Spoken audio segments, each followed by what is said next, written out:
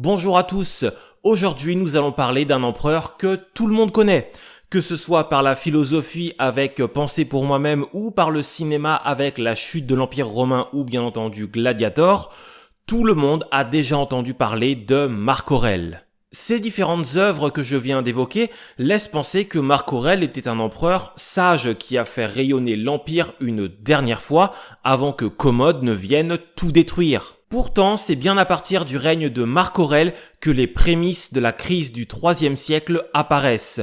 Dans tous les domaines, que ce soit la démographie, l'économie, la sécurité de l'Empire ou même la religion, de graves problèmes apparaissent. Il faut bien se rendre à l'évidence, c'est le règne de Marc Aurèle et non celui de Commode qui acte la fin de l'âge d'or de l'Empire romain.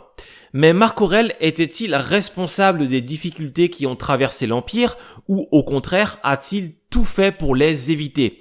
Eh bien c'est ce que je vous propose de découvrir aujourd'hui dans cette vidéo.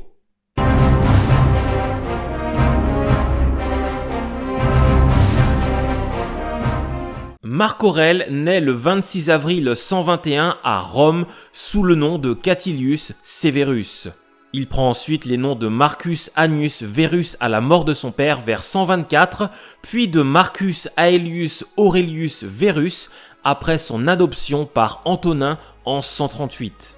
Sa famille est originaire d'Espagne et est très prestigieuse et fortunée. Depuis 2 générations, ses ancêtres exercent des charges prestigieuses comme le consulat ou la préfecture de Rome. Il est également apparenté à la famille impériale puisqu'il est le petit-neveu par alliance d'Adrien. Le père de Marc Aurèle meurt très jeune, probablement en 124. Sa mère, Domitia Lucilla, est aussi très riche et va élever son fils durant les premières années de sa vie. Il semblerait d'ailleurs que Marc Aurèle adorait sa mère plus que tout. Mais rapidement, c'est son grand-père paternel qui va l'adopter et prendre en main son éducation. Adrien et Antonin vont en plus veiller à la qualité de cette éducation. Inutile de vous dire qu'il reçoit l'une des meilleures éducations possibles. Il a entre autres pour mentor Hérode Atticus, un célèbre rhéteur grec, et Fronton, un grammairien et rhéteur latin.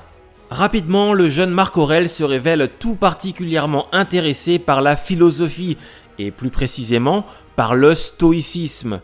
Son intérêt pour la philosophie ne disparaîtra jamais et il continuera tout au long de sa vie à écouter des conférences, à lire et bien sûr à écrire sur le sujet. J'y reviendrai un peu plus tard. La rhétorique et la philosophie ne sont pas les seules choses qu'il apprend, puisque plus de 20 précepteurs s'occupent de sa formation, l'éduquant aux lettres grecques et latines, à la géométrie ou aux arts, et lui octroyant également une instruction morale et une éducation physique.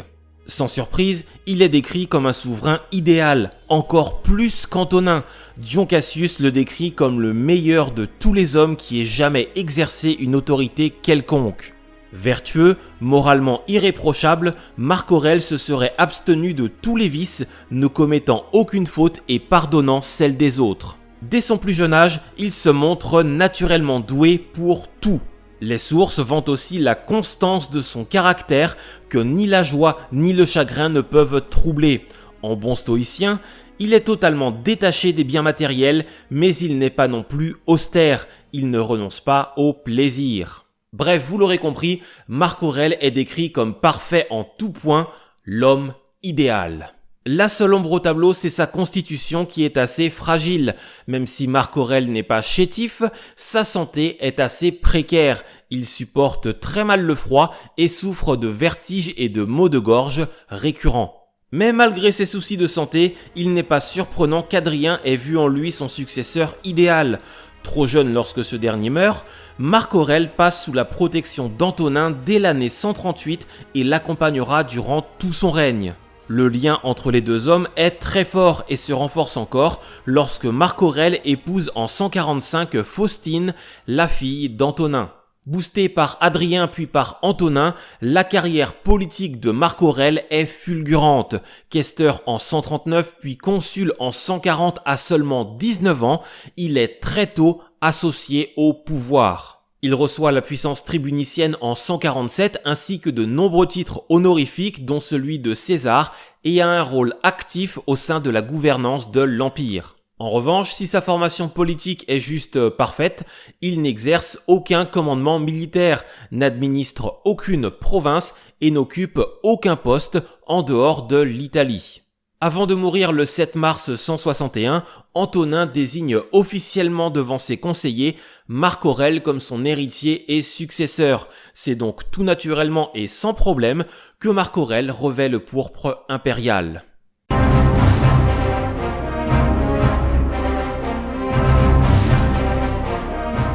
Même si Adrien avait désigné Marc Aurèle comme son successeur, il lui préférait un autre jeune homme, Lucius Verus, et il souhaitait les voir co-régner ensemble.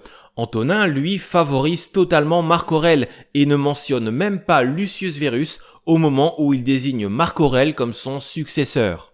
Lucius Verus est le fils de Lucius Aelius, qu'Adrien avait choisi pour successeur. C'est la mort prématurée de Lucius Aelius en 138 qui oblige Adrien à choisir un nouveau successeur. L'empereur choisit Antonin pour lui succéder et Marc Aurèle ainsi que Lucius Verus pour succéder à Antonin.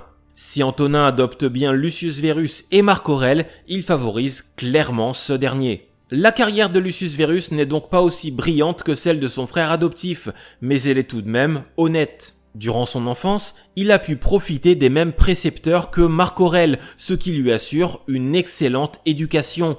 Il devient questeur puis consul, mais ne reçoit aucun titre honorifique et reste globalement dans l'ombre. Pour autant, Marc Aurèle ne l'oublie pas. Dès qu'il est nommé empereur, il choisit Lucius Verus pour co-régner avec lui et lui octroie le titre d'Auguste, conformément à la volonté d'Adrien.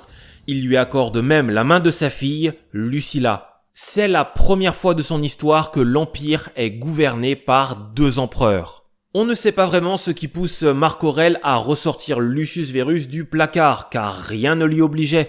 Mais il faut bien reconnaître que les deux hommes s'entendent assez bien et qu'ils sont plutôt complémentaires. Si le domaine de Marc Aurèle c'est la politique, Lucius Verus lui préfère la guerre. Aucun des deux hommes n'a d'expérience militaire, mais Lucius Verus a une meilleure santé physique et s'intéresse plus au domaine militaire que son frère adoptif. Dès les premières années du Principat, la guerre fait son retour et c'est donc Lucius Verus qui est envoyé à la tête des armées. Au front, il acquiert bien sûr de l'expérience, mais également une proximité avec les soldats, ce qui fait que Marc Aurèle s'occupe de la politique à Rome, tandis que Lucius Verus s'occupe de l'armée aux frontières. Ce partage des tâches est plutôt efficace jusqu'à la mort de Lucius Verus en 169. Mais avant de l'enterrer, parlons un peu des guerres du début de leur règne.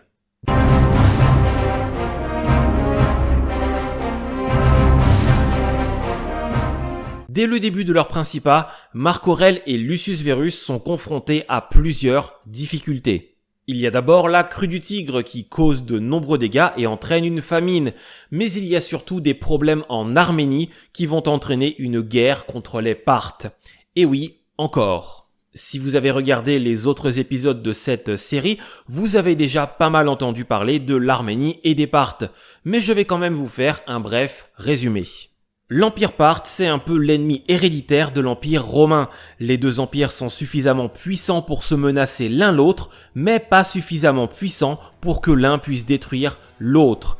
L'Arménie, dans tout ça, fait un peu office de zone tampon entre les deux empires. Depuis quelques décennies, ce sont les Romains qui ont l'avantage. L'Arménie reste un royaume indépendant, mais les rois arméniens sont choisis par Rome, ce qui fait un peu de l'Arménie un royaume vassal de Rome.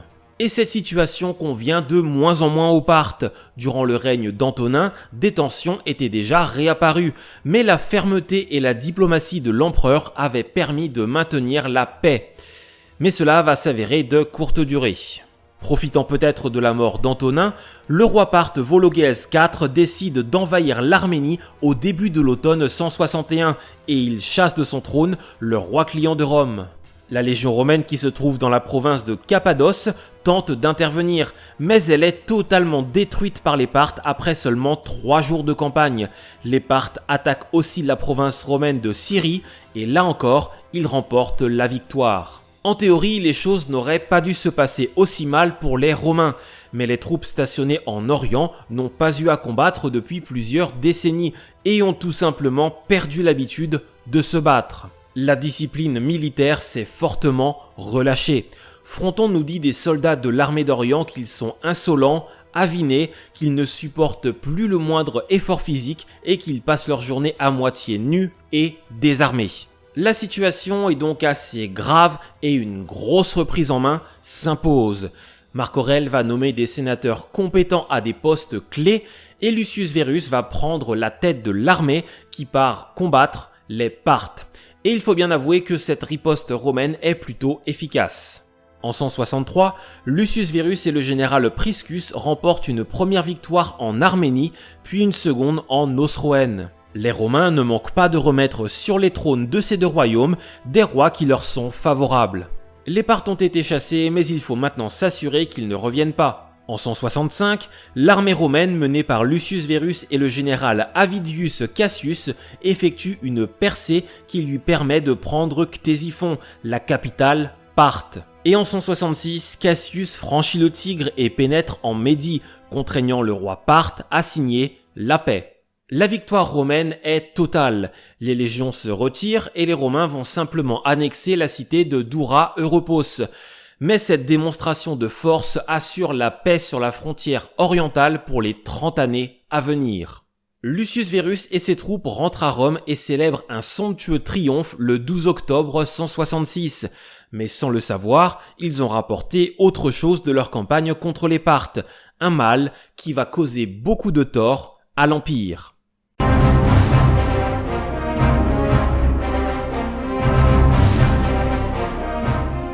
Cette guerre contre les Parthes n'est que le début des problèmes. À partir de 165, une mystérieuse maladie va se répandre comme une traînée de poudre dans tout l'Empire.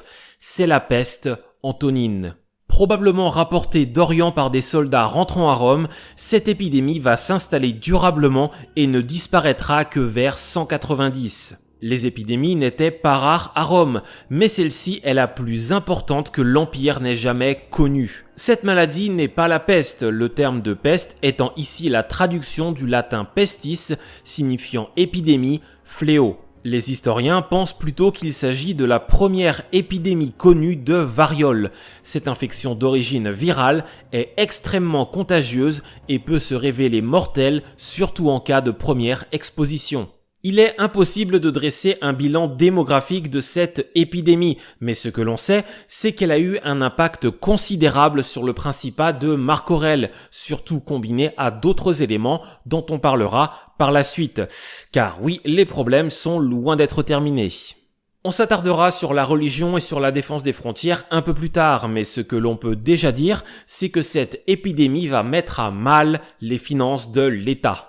La diffusion de l'épidémie dans tout l'Empire va entraîner une baisse des revenus fiscaux et une baisse des rentes liées à l'exploitation des domaines impériaux. Et ce, évidemment, sans même parler des dépenses militaires. Marc Aurèle est donc obligé d'augmenter les impôts et de vendre aux enchères certains biens impériaux. En plus de la variole, l'empereur va devoir faire face à plusieurs deuils personnels. Le mariage de Marc Aurèle et de Faustine est plutôt productif, puisque le couple a 13 enfants. Malheureusement, beaucoup d'entre eux vont mourir avant leurs parents, en particulier les garçons. À l'automne 165, Antoninus, le frère jumeau de Commode, meurt à l'âge de 4 ans. Et en septembre 169, c'est Annius Verus qui meurt à l'âge de 7 ans. Ce qui fait qu'à partir de cette date, Marc Aurèle n'a plus qu'un seul fils vivant, Commode. Et comme un malheur n'arrive jamais seul, un autre Verus va mourir en 169, Lucius Verus, le co-empereur de Marc Aurèle. Affaibli par la maladie et un hiver difficile sur la frontière danubienne, Lucius Verus meurt d'apoplexie près de Venise en janvier 169. Mais que faisait-il sur le Danube en plein hiver, me direz-vous ? Eh bien, il se trouve que depuis 165, la frontière danubienne est sujette à de nombreux problèmes nécessitant une intervention militaire. Et c'est justement ce dont on va parler à présent.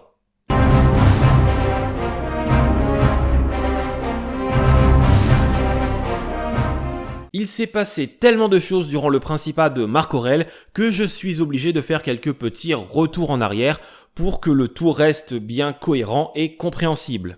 Au milieu du IIe siècle, l'Europe centrale connaît plusieurs mutations importantes. Pour faire simple, le dynamisme démographique, politique et militaire de certains peuples va provoquer des migrations et complètement bouleverser l'équilibre précaire de la région.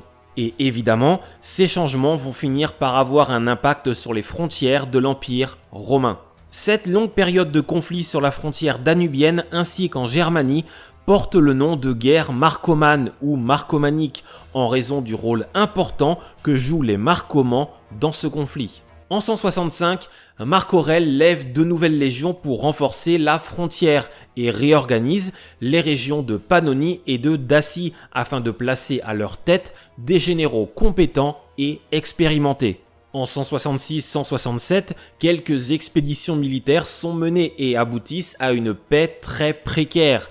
Cette paix qui d'ailleurs ne va pas durer et qui va nécessiter de nouvelles interventions dans les années suivantes. En 168, n'ayant pas confiance en la paix conclue l'année précédente, les deux empereurs décident de se rendre sur le Limès en Pannonie.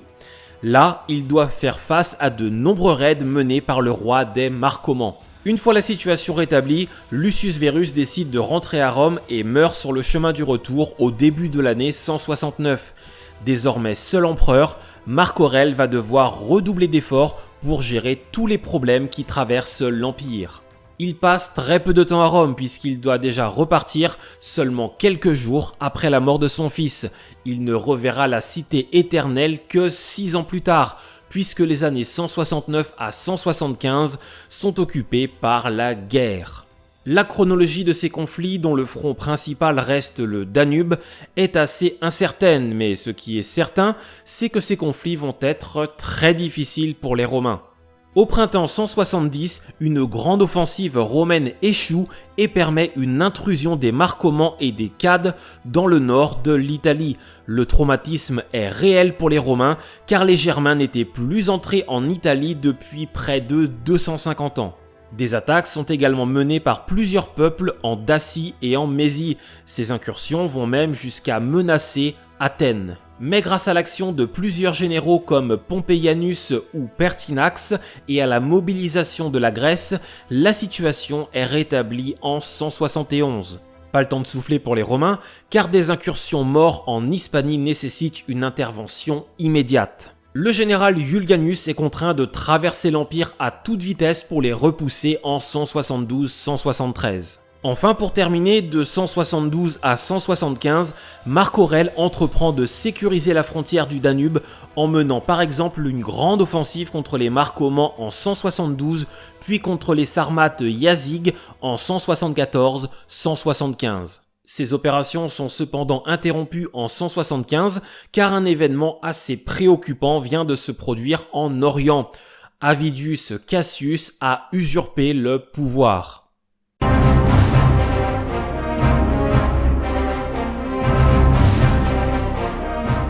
Avidius Cassius est un héros de la guerre contre les Parthes. C'est lui qui a pris la capitale Parthe, Ctésiphon, en 165. En récompense mais aussi pour maintenir à niveau l'armée d'Orient, Cassius a reçu le gouvernement de la Syrie puis de l'Asie avec le pouvoir d'intervenir militairement dans les provinces voisines, en particulier l'Égypte. En Orient, seule la Cappadoce échappe à son contrôle, cette province ayant été confiée à Marcius Verus, un autre général de la guerre contre les Parthes. Il se trouve que Marc Aurèle a fait une monumentale erreur en accordant autant de pouvoir à Cassius. En 175, une rumeur annonce la mort de Marc Aurèle. Cette rumeur est évidemment fausse, mais totalement crédible, l'empereur ayant une santé relativement fragile. Cassius saute sur l'occasion et se fait proclamer empereur par les troupes stationnées à l'est. Mais lorsqu'il apprend que Marc Aurèle n'est pas mort et est bel et bien vivant, il s'obstine et refuse de faire marche arrière. L'empereur est donc contraint de signer une paix en toute hâte avec les barbares du Danube et s'apprête à marcher vers l'est. Il prend aussi toute une série de mesures afin de renforcer sa légitimité. Le Sénat déclare Cassius ennemi public et surtout, le jeune Commode, âgé de 13 ans, est envoyé à Rome pour être présenté aux soldats. Il est également nommé prince de la jeunesse afin de renforcer sa légitimité. Cassius est finalement assassiné par ses propres troupes en juillet 175 avant même que Marc Aurèle ne quitte le Danube. Une rumeur selon laquelle l'impératrice Faustine aurait été impliquée dans ce complot se répand, mais même si Faustine avait la réputation d'avoir un fort caractère et d'être une femme de petite vertu, cette rumeur semble totalement fausse. Quoi qu'il en soit, l'expédition en Orient est maintenue afin de réaffirmer la légitimité de Marc Aurèle et de son fils. C'est durant cette expédition que Faustine va trouver la mort, ce qui affecte beaucoup l'empereur. Après avoir repris en main l'Orient, l'empereur et son fils rentrent à Rome et célèbrent le triomphe contre les Germains et les Sarmates le 23 décembre 176. Les récents événements incitent Marc Aurèle à davantage promouvoir Commode qui apparaît désormais comme l'héritier et successeur de l'empereur. En 177, le jeune homme reçoit la puissance tribunicienne et est nommé consul à seulement 15 ans, puis reçoit le titre d'Auguste la même année. Mais la paix signée à la hâte ne tient pas et les problèmes ressurgissent sur le Danube. Vous l'aurez compris, l'essentiel du règne de Marc Aurèle est occupé par la guerre. Mais il a quand même fait d'autres choses, en particulier dans le domaine de la philosophie et de la religion. Alors avant de nous rendre à nouveau sur le Danube, on va s'intéresser un peu à ces deux domaines.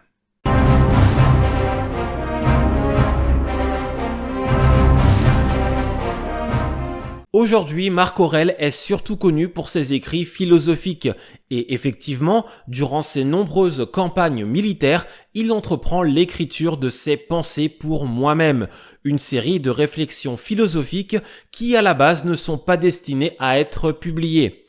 Pourtant, ces pensées pour moi-même vont devenir un pilier de la philosophie stoïcienne. Le stoïcisme, ce n'est pas quelque chose de nouveau. Cette école philosophique existe depuis le IVe siècle avant Jésus-Christ. Le principe fondamental du stoïcisme est de différencier d'une part ce qui dépend de l'homme et sur quoi il peut prétendre agir, et d'autre part ce qui lui échappe, ce qui ne peut pas être affecté par son action. En suivant cette idée, l'univers se trouve régi par un ordre rationnel qui se dérobe à la sphère d'influence de l'individu, dont la principale liberté est d'user de sa pensée pour agir conformément à la raison et avec droiture en vue de faire le bien. Il faut accepter le rôle de la providence en accomplissant ses devoirs dignement afin de préserver l'ordre du monde. Pour ce faire, l'homme doit garder le contrôle en maîtrisant ses désirs, ses passions et ses émotions pour atteindre ce que Marc Aurèle appelle la citadelle intérieure, le lieu d'exercice intime d'une liberté pleine et entière. Si Marc Aurèle s'intéresse autant au stoïcisme, c'est pour mieux effectuer son devoir d'empereur en se libérant des affects suscités par le monde extérieur. En plus de la philosophie, il faut évoquer le rapport de Marc Aurèle avec la religion, et en particulier le christianisme. Tout comme Antonin, Marc Aurèle fait preuve d'une sorte de conservatisme ouvert et se montre assez tolérant vis-à-vis des autres religions. Pour autant, la religion officielle est de plus en plus menacée. Depuis près d'un siècle et le début de l'apogée de l'Empire romain, on assiste à une montée en puissance des cultes à mystère, de l'astrologie, de la magie ainsi que de l'occultisme. La valeur des rites traditionnels est de plus en plus remise en question. Ce phénomène, combiné à toutes les crises qui traversent l'Empire à partir des années 160, conduisent à une recrudescence des pratiques magiques et irrationnelles. On voit aussi apparaître les premiers miracles associés à un empereur. Par exemple, au cours d'une campagne sur le Danube, sous une forte chaleur, l'armée romaine se retrouve encerclée par les Cades qui ont coupé l'approvisionnement en eau. Marc Aurèle aurait alors prié Jupiter, ce qui aurait provoqué un violent orage qui aurait non seulement rafraîchi les Romains, mais aussi emporté l'ennemi dans un torrent de boue. Ces miracles ne sont pas anormaux et s'inscrivent parfaitement dans les traditions romaines, mais cette fois-ci, ils sont assez nombreux et sont particulièrement repris par les biographes et très mis en avant. Enfin, comme je le disais, il faut parler des chrétiens. Comme on l'a vu dans les précédents épisodes, il y a toujours eu des tensions entre les Romains et les chrétiens, ces derniers refusant les cultes officiels et le culte impérial. Là où l'adoration de l'empereur est perçue comme un acte de loyalisme par les Romains, les chrétiens, eux, y voient une idolâtrie absurde. Le problème, c'est que les chrétiens sont de plus en plus nombreux et que l'Empire est traversé par de nombreuses crises à partir des années 160. Et donc, les chrétiens vont un peu servir de bouc émissaire. Les Romains les accusent d'être peu coopératifs et de rompre la paix avec les dieux. Ils les accusent aussi d'inceste et d'anthropophagie parce que pourquoi pas après tout. Ce sont toujours les principes posés par Trajan qui régissent les relations avec les chrétiens, et les gouverneurs de province, eux, tentent surtout d'éviter les émeutes et les pogroms. Ils vont donc punir les chrétiens car du point de vue des gouverneurs, c'est le refus des chrétiens de participer au culte romain qui provoque du désordre. Marc Aurèle, lui, a une position ambiguë. Il se montre tolérant, mais en même temps, il ne fait pas vraiment preuve de sympathie à l'égard des chrétiens et considère ceux qui s'obstinent dans leur refus des cultes romains comme des fanatiques. L'un des épisodes les plus célèbres de ces tensions a lieu en 177. À Lyon, des chrétiens refusent de participer aux grandes festivités en l'honneur de Rome et d'Auguste, ce qui provoque une violente émeute. À l'issue de ces émeutes, une cinquantaine de chrétiens sont arrêtés. Le gouverneur consulte l'empereur pour savoir quoi en faire, car certains de ces chrétiens sont des citoyens romains. Marc Aurèle lui demande d'appliquer la loi pour tous. Une dizaine de chrétiens abjurent leur foi et sont libérés, et les autres sont condamnés et sont livrés aux bêtes dans l'arène. Parmi eux se trouve Blandine, dont le supplice est l'un des épisodes les plus connus de la martyrologie chrétienne.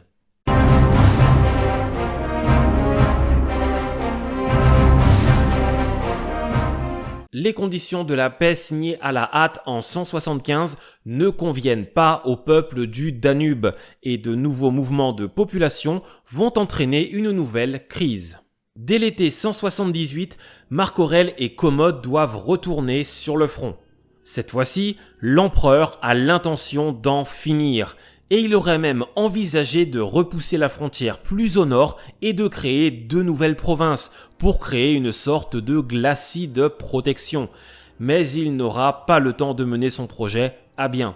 Marc Aurèle tombe malade et décède le 17 mars 180 à Sirmium ou Vindobana, quelques semaines avant son 59e anniversaire. Dans les derniers jours de sa vie, il se serait inquiété des mœurs de son fils, mais il l'aurait quand même désigné comme son successeur officiel devant les sénateurs présents et lui aurait demandé de terminer la guerre sur le Danube. Une rumeur popularisée par des films comme Gladiator prétend que Commode aurait assassiné son père. Cette rumeur est aujourd'hui considérée comme peu probable par les historiens. Commode n'avait aucune raison d'assassiner son père. Il a très tôt été associé au pouvoir et son père l'a à plusieurs reprises désigné comme son successeur devant témoins, y compris dans les derniers instants de sa vie. Cela faisait déjà plusieurs années que la santé de Marc Aurèle était plutôt fragile et les nombreuses expéditions sur le Danube n'ont certainement pas arrangé les choses. Il est aussi possible qu'il ait contracté la variole, l'épidémie faisant son retour au moment de la mort de l'empereur. Quoi qu'il en soit, Commode lui succède sans difficulté. À sa mort, Marc Aurèle est immédiatement divinisé et considéré par tout le monde comme un excellent empereur, sauf par les chrétiens qui lui reprochent ses persécutions. Cette excellente réputation passera à la postérité et Marc Aurèle sera honoré et vénéré encore longtemps après sa mort.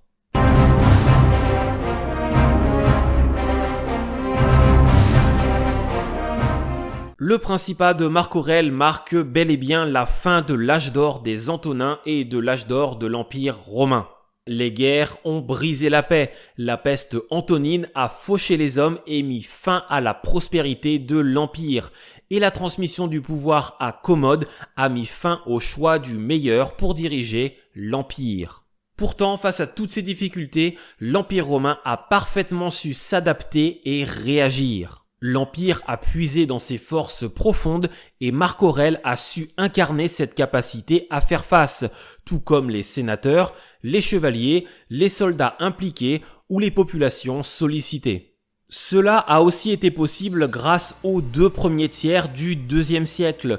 Profitant d'une certaine stabilité du monde extérieur, les Antonins ont poursuivi le lent processus d'intégration de l'Empire, ce qui permit à Marc Aurèle d'hériter d'un empire stable, solide et disposant d'élites compétentes. Ainsi, même si le principat de Marc Aurèle marque la fin de l'âge d'or, il s'inscrit parfaitement dans la continuité des Antonins, des empereurs compétents qui ont su prendre les bonnes décisions au bon moment et s'appuyer sur des personnes compétentes. C'est tous ces éléments qui permettent à l'Empire de traverser les nombreuses crises du principat de Marc Aurèle. Malheureusement, Commode ne va pas se montrer aussi brillant que son père. Merci à tous d'avoir regardé cette vidéo jusqu'au bout, j'espère qu'elle vous a plu. Si c'est le cas, comme d'habitude, n'oubliez pas de la liker, de la partager et de commenter cette vidéo, c'est le meilleur moyen de me soutenir et de soutenir mon travail. N'oubliez pas non plus de vous abonner à la chaîne pour ne pas rater la suite. La vidéo sur Commode sortira le mois prochain. J'aimerais bien terminer le cycle des Antonins avant l'été. Comme ça, on pourra rattaquer la rentrée en septembre avec une bonne grosse guerre civile, histoire de repartir sur de bonnes bases.